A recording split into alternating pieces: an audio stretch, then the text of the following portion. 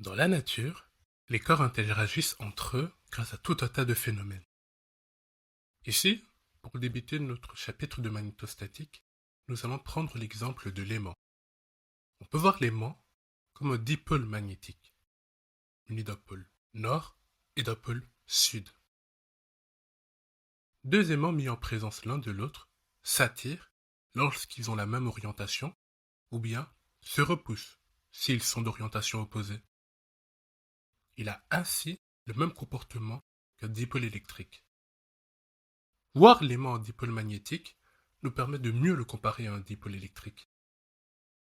Cependant, contrairement au dipôle électrique, où l'on a une charge positive et négative, l'aimant n'est pas constitué de charge magnétique. Il n'y a pas de monopôle magnétique, c'est-à-dire que si l'on coupe un aimant en deux, on obtient deux nouveaux aimants plus petits avec de nouveau un pôle nord et un pôle sud.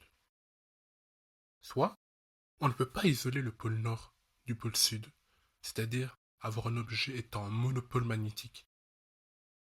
De manière expérimentale, pour mesurer le champ magnétique généré par un aimant, on utilise le moment de force. On place un aimant d'essai à proximité d'un autre aimant et on mesure le module du moment de force maximal, sachant que ce module sera proportionnel au champ magnétique dans lequel notre aimant est plongé. On prend le cas d'un aimant d'essai maintenu par une tige qui ne peut faire que pivoter. L'aimant d'essai va s'aligner aux lignes de champ de notre aimant principal. Lorsque cela sera fait, il aura un moment de force nul et n'effectuera plus de rotation. Nous verrons au chapitre sur le moment de force la formule liant le champ magnétique au moment de force. Pour l'instant, admettons juste qu'ils sont proportionnels. Le principe de fonctionnement de la boussole est le même. La boussole est un aimant léger qui s'oriente grâce à l'influence du champ magnétique de la Terre. Le nord de la boussole pointe vers le pôle nord géographique de la Terre. Attention, le nord géographique de la Terre est en réalité son sud magnétique, vu que dans le magnétisme, le pôle nord magnétique attire le pôle sud magnétique, et le pôle sud magnétique attire le pôle nord magnétique. On peut observer cet alignement par rapport au champ magnétique en plaçant une boussole à proximité d'un fil rectiligne parcouru par un courant. Ce fil rectiligne générera alors un champ magnétique qui va faire pivoter la boussole. Elle tendra à s'aligner à la direction du champ généré par le fil. Il n'y aura pas d'alignement parfait en pratique de la boussole avec le champ à cause d'influences extérieures. Mais cela représente bien le fait que l'aimant subira un moment de force le poussant à s'aligner aux lignes de champ générées par le fil. Attardons-nous un peu au courant. Parlons de sens conventionnel et du mouvement des électrons. Un courant électrique est par définition un déplacement d'électrons. Or, le sens conventionnel du courant est dans le sens opposé au déplacement des électrons. On considère alors, de manière conventionnelle, que le courant est un déplacement de charges positives qui vont dans le sens inverse au déplacement des charges négatives. On pourrait dire que ce sont des charges fictives, vu qu'en réalité, aucun proton ne circule.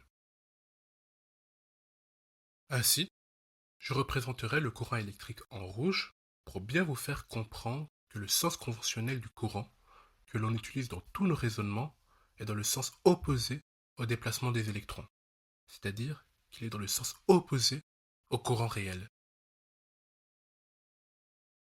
Attardons-nous maintenant à notre fil rectiligne parcouru par ce courant.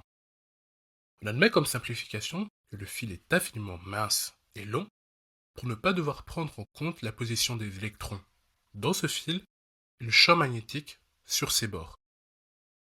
Mais en pratique, pour que la formule nous donne un résultat correct, il faut que le point en lequel on veut calculer le champ soit assez éloigné des bords et que la distance par rapport au fil soit bien plus petite que la longueur du fil.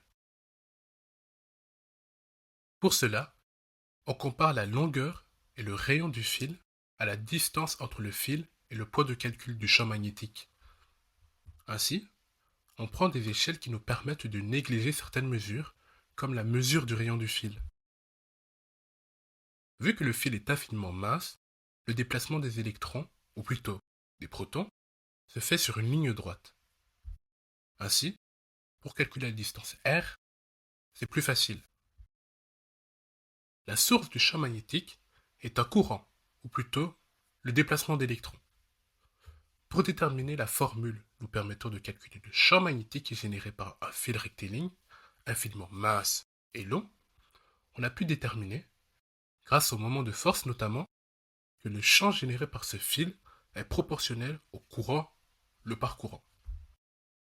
Soit, plus le courant augmente en son sein, plus l'intensité du champ qu'il génère est grand. Toute autre chose égale par ailleurs. Le champ est inversement proportionnel à la distance du témoin.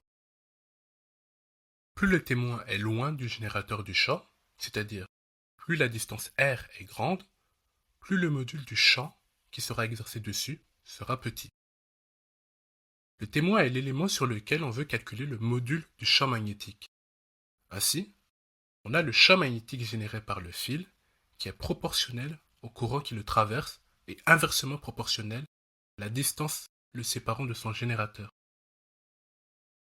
Dès lors, il existe un coefficient de proportionnalité liant notre champ magnétique et le rapport entre l'intensité du courant et la distance r.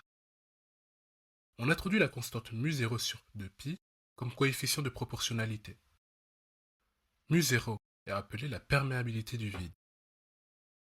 Ainsi, on obtient la formule nous donnant le module de notre champ magnétique généré par le fil rectiligne parcouru par un courant.